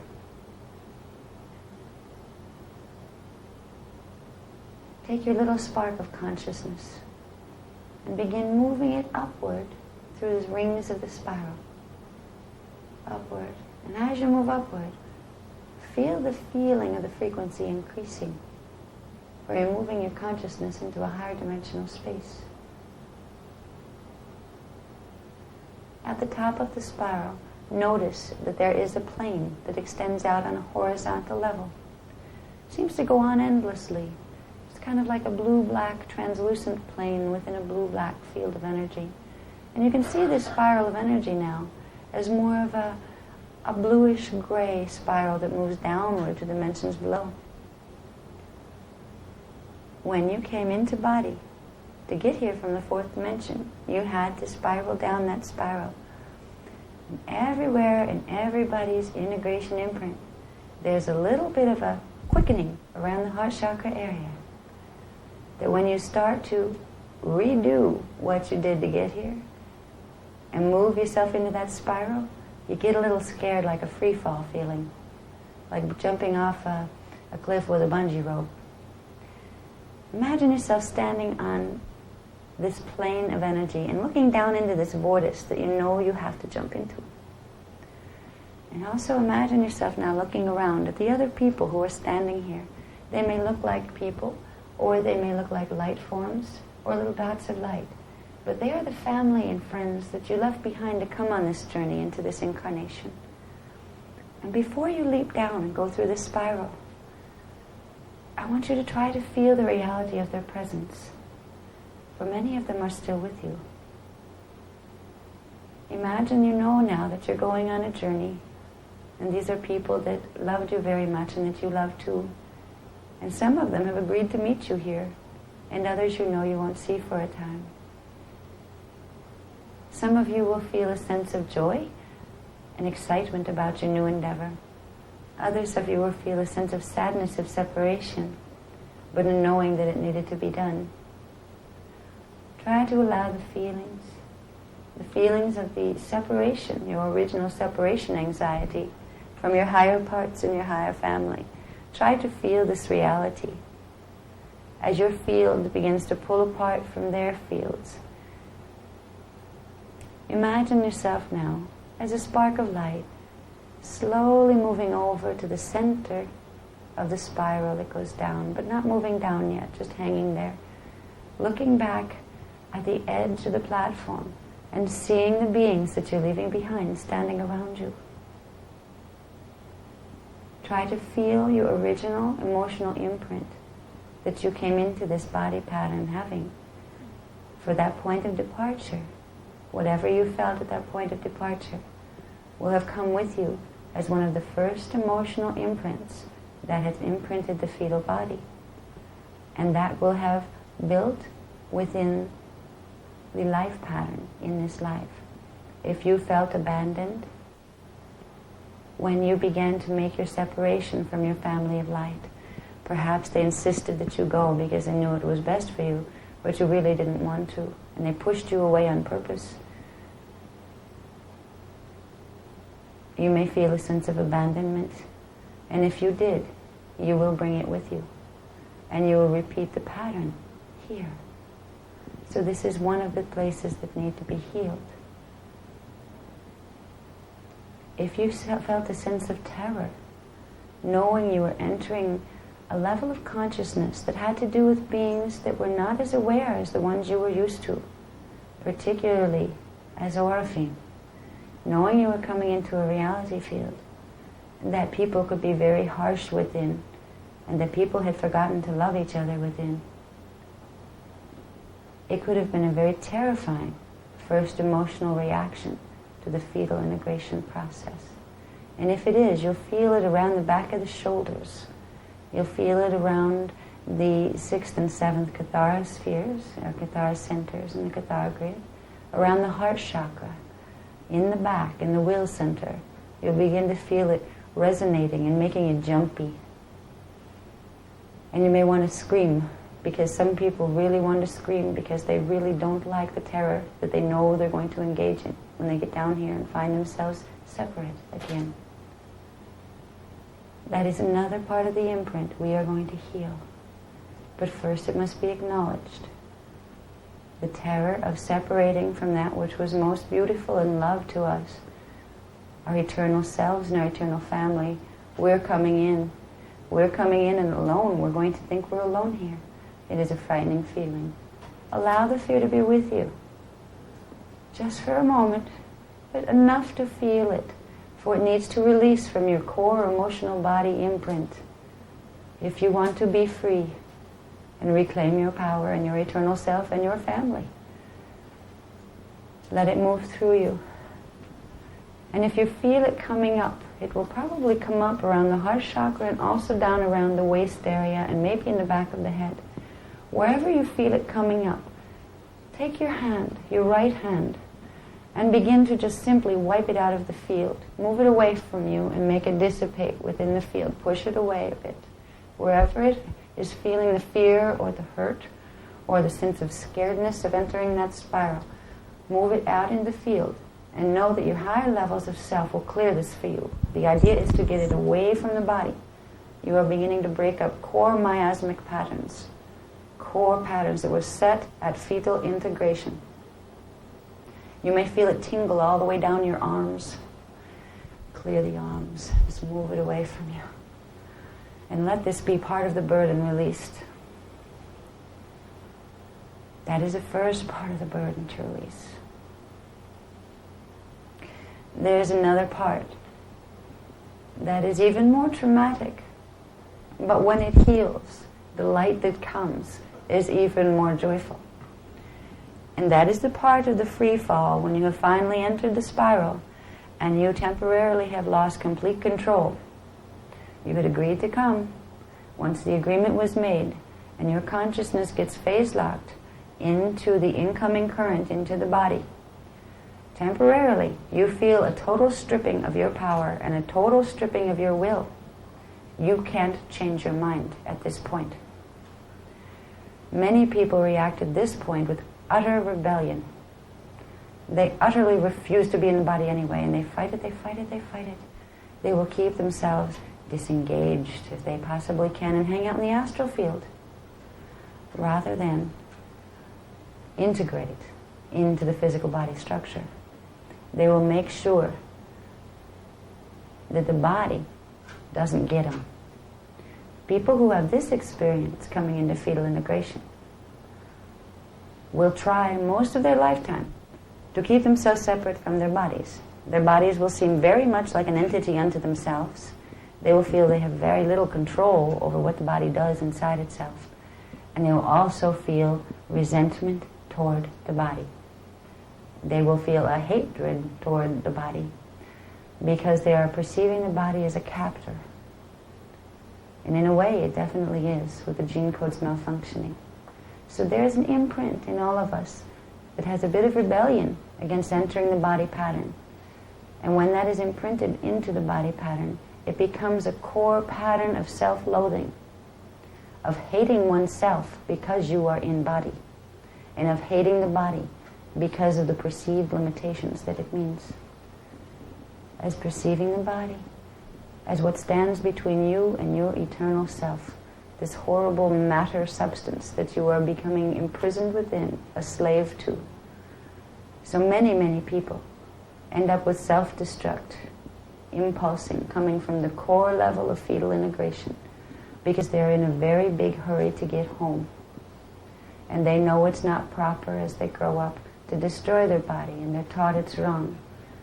So they find other ways to slowly sabotage their body and make sure it dies as fast as they can because they want freedom. There's a fetal imprint in all of us that knows we lost freedom in coming into the body. And if we are going to transmute the body to a higher level and take it to freedom with us, first we must forgive it. And we must stop fighting it and treating it like it is something that is our taskmaster. We must realize the body is in pain too, for it is cut off from its higher parts. And part of that body that you're going to react to is a part that was given to it by each of your parents and their family lines. You will inherit the portions of unresolved conflict that your parents had within themselves. And it will feel awful. you'll feel as you begin to move your little dot of energy down into the spiral of fetal integration. Feel yourself moving downward, and all of a sudden you hit a level that just runs through your shoulders and through your astral body, and you just want to run like heck anywhere. You're starting to pick up on the pattern of mom and dad and what brought them together, which always implies its opposite. There are conflicts unresolved. There were issues unresolved. You're hitting their karmic pattern, and you're knowing that now your consciousness is going to get entangled not only within your own stuff, but you are going to take on part of the imprint of each of your parents. And it can feel like a very horrible feeling. It can burn in the third chakra area, where you feel a complete feeling of your power being stripped from you. Because now the karmic pattern is taking over you, and you're losing your purity. You feel like you're being robbed of your innocence and your purity. There's an anger there, but it can't be expressed. Many people wish the process of fetal integration was joyful. And once upon a time it was. We will go to that time before we finish this clearing. But right now we need to clear these imprints out of the emotional body imprint. Move down a little bit more as the white spark of light into the spiral. You are getting very close now.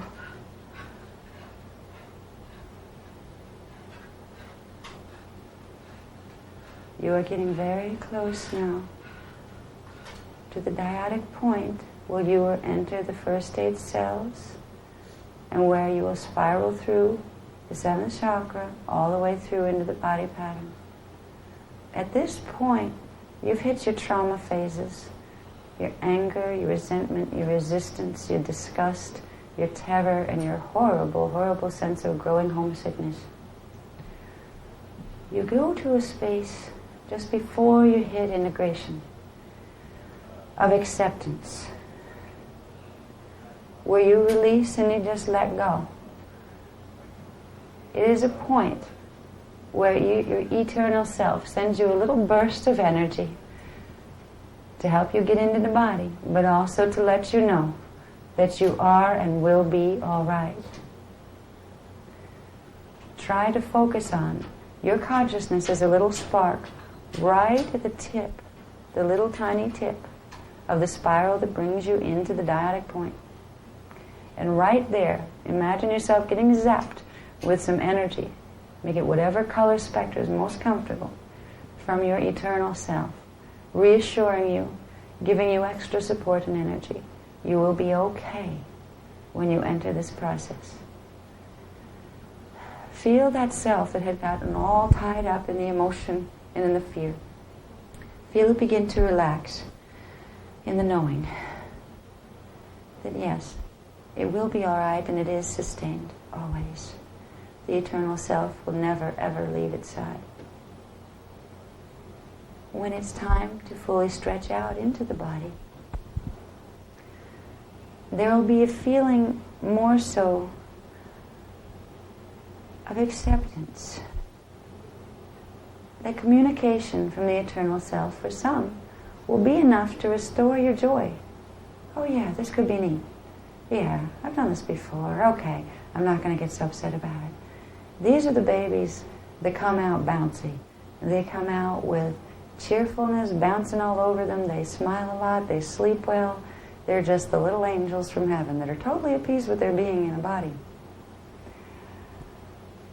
Others are still trying to recuperate from the emotional trauma of separation and from the terror of what they're getting themselves into. They're a little more withdrawn about the whole process. And you'll fit into this. You'll be one or the other or the third kind. You may feel yourself a little withdrawn. You became the observer. When you entered the baby body, you decided you'd observe this thing, but you weren't going to let it get you fully. You're not going to go into terror. You're not even going to go into resistance. But you're not going to quite fully let it get you. So you're going to stand back from the emotional body, and you're going to detach, and you will carry that imprint of fetal integration with you through your whole posture, through your whole life, until you release it. And then there's the third type of reaction, where even after you get the support message from your eternal self, you don't care. You still don't like the idea. Whatever agreement you got yourself into, you want out of. I'm sorry I made it. I must have been crazy. I don't want to do this again. I should have known better. But you're phase locking into a body pattern. These are the babies that sometimes don't make it into delivery.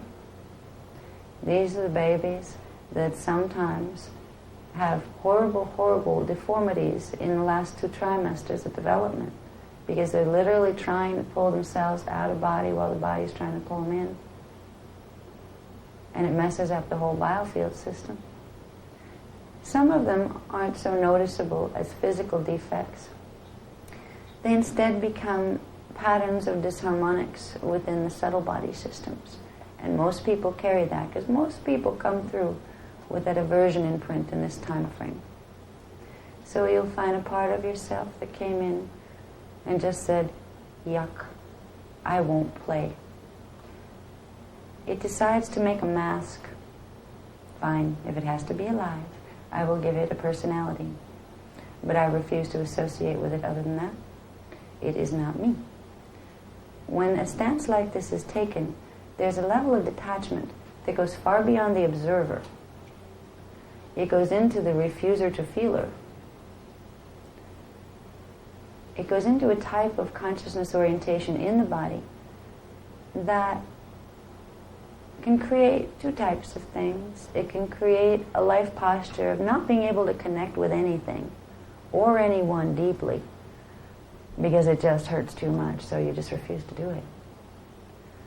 And of course, the fact that you can't connect here only amplifies that original imprint of being so devastated and feeling so homesick for those you loved.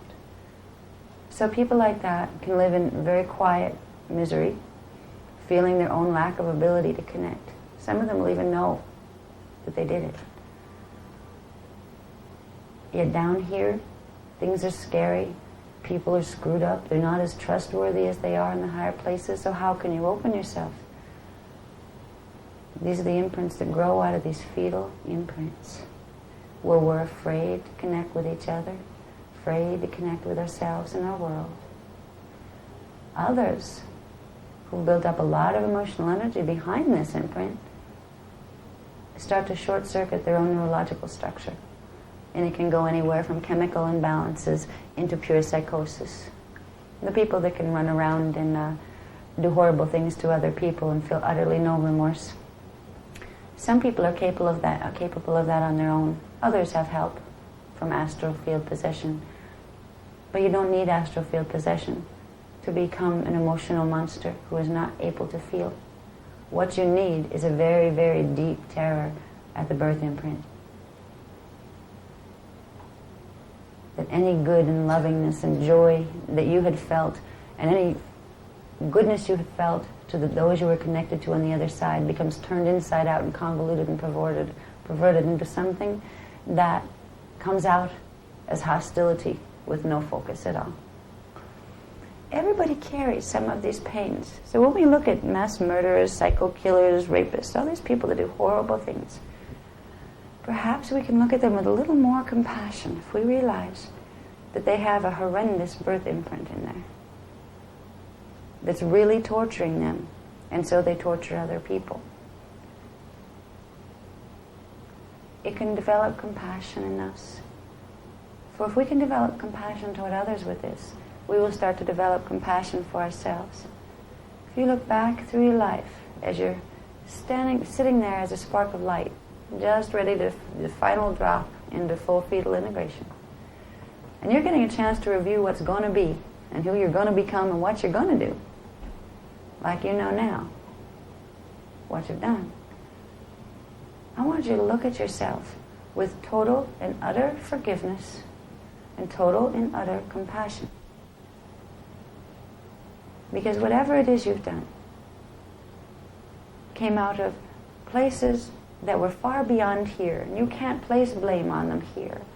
Whatever you did here was a manifestation of the original imprints you brought in. Some of them will be from here, from this birth imprint. Others will be from incarnational imprinting, which we'll deal with at another time. We're going to finish the little journey back into the body now, into the fetal body. We're going to see ourselves as a little spark of light hanging at the end of that spiral of energy. And the black hole is now beneath us, and we're going to drop ourselves into the dyadic point. See a nice slow free fall, like everything is going in slow motion as your consciousness enters in a state of acceptance. When it moves through the dyadic point, all of a sudden there's a burst of energy felt all around your consciousness.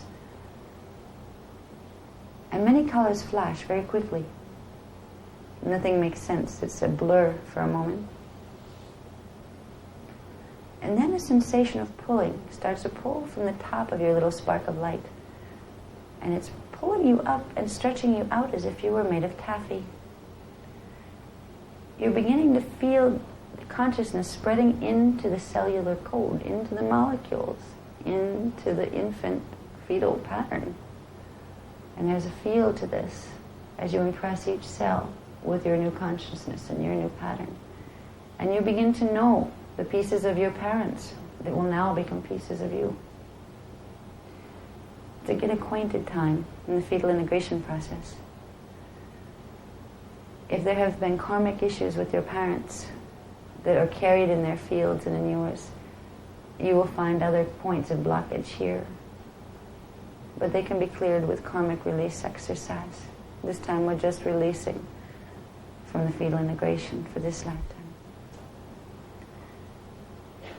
As we stretch out in the baby body, we're going to go into a nurturing phase.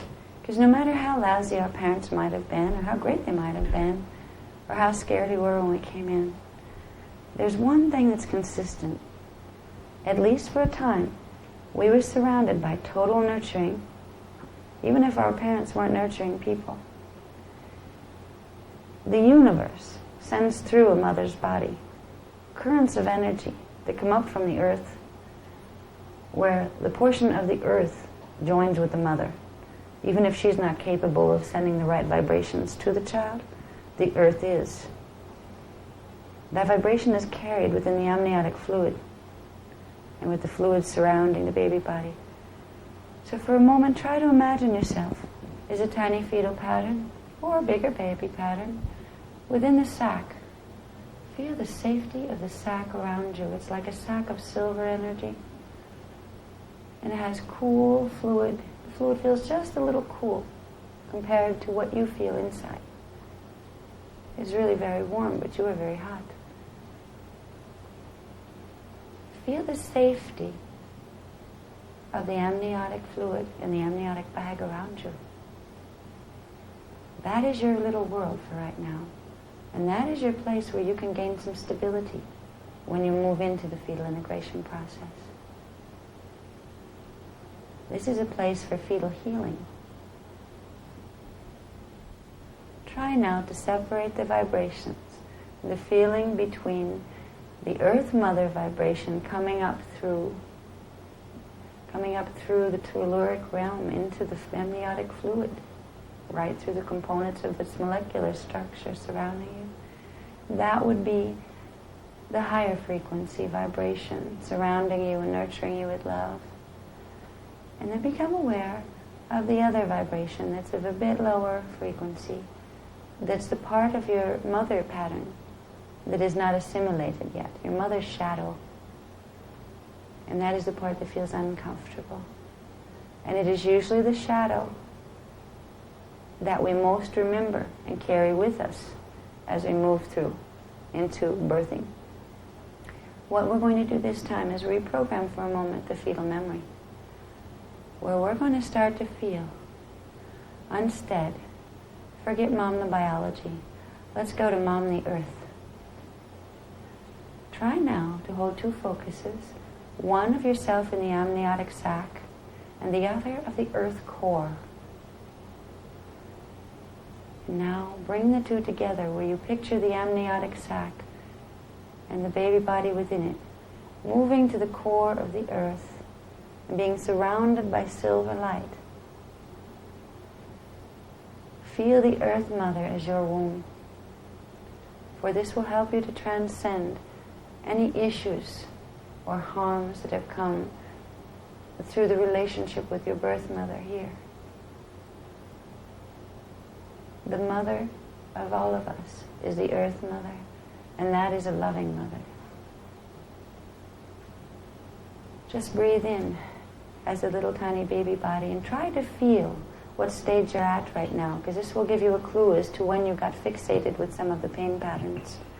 If you're picturing yourself little tiny and small, it was very early.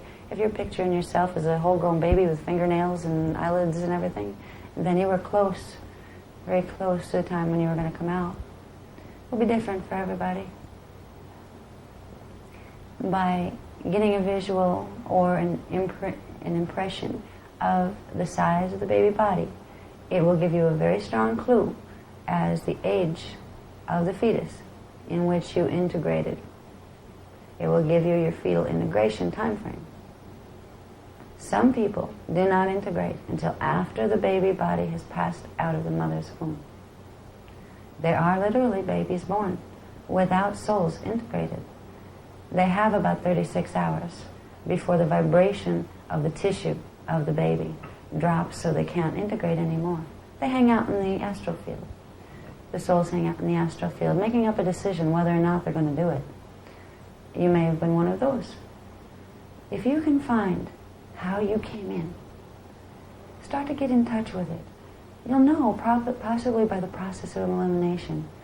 Well, did I come in later? My first impression was like blurry, bright lights in a hospital setting? Or do I first remember the feeling, the rhythm of a heartbeat? Do I remember hanging out in there a long time? You have these memories, and it's time to reclaim them. And now that they've been stimulated and stirred up within your auric fields and within your kundalini spirals, you will start, as you move through your days, to get bits and bits and more of this memory coming through, but only when it's right. It's not going to happen to you in the middle of work where you end up a crying mess on the floor. Your soul and your higher parts and your eternal self will regulate it for you.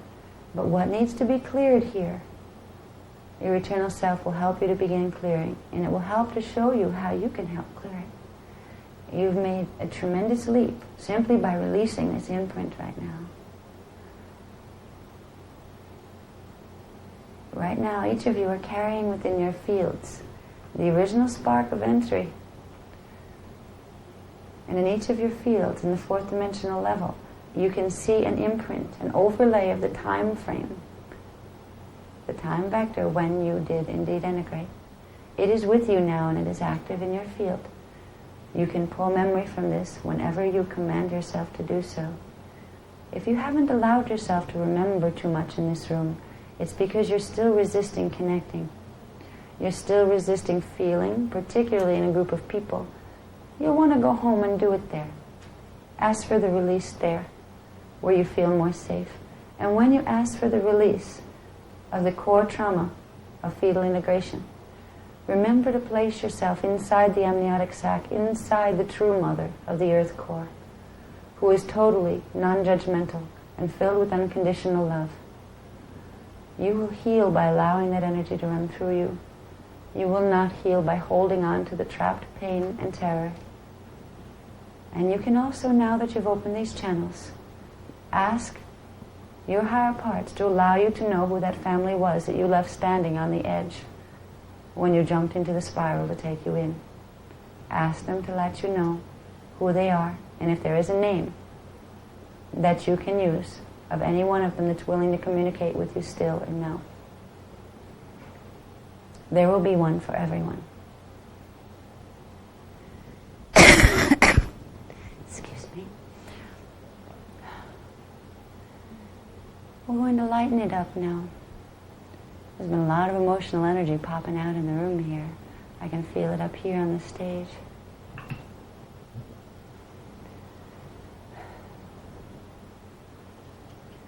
We're going to do a slight transmission of energy, which if you can visualize it, it will help you to feel it.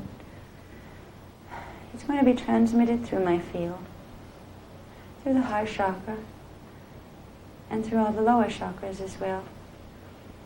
It's going to be like a crystalline rain that comes through the whole room from the top down.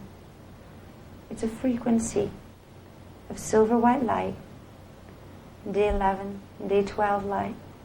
It's going to come down and it's going to start to wash away all this stuff you just released, except for your access points, so you can go back and retrieve what you need to next. Any of the gook in your auric field now that you released from that miasmic imprint of the fetal integration process. I want you to breathe slow. Just inhale and exhale. Several slow, deep breaths, very conscious breaths. Inhale. Exhale. Push on the exhale. You're getting rid of energy you don't want now. Yes, let it go.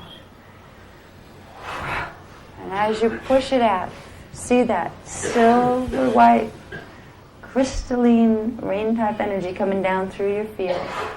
And feel it calming all that part of you, that little part of you, the baby body that had hurt. Imagine the baby going into a peaceful sleep now. Imagine yourself sleeping at the age of 5, a peaceful child at the age of 5, totally happy, for it is in a dream where the angels are embracing it, where the higher portions of identity are there and talking. Now imagine yourself asleep at the age of 10. The age of 10, and again you were dreaming, and now the higher portions of self and the family you left behind are talking with you again in the dream state. So imagine yourself as a little child and see yourself from the outside smiling in your sleep because you're making contact. Contact that has always been there, but that you forgot.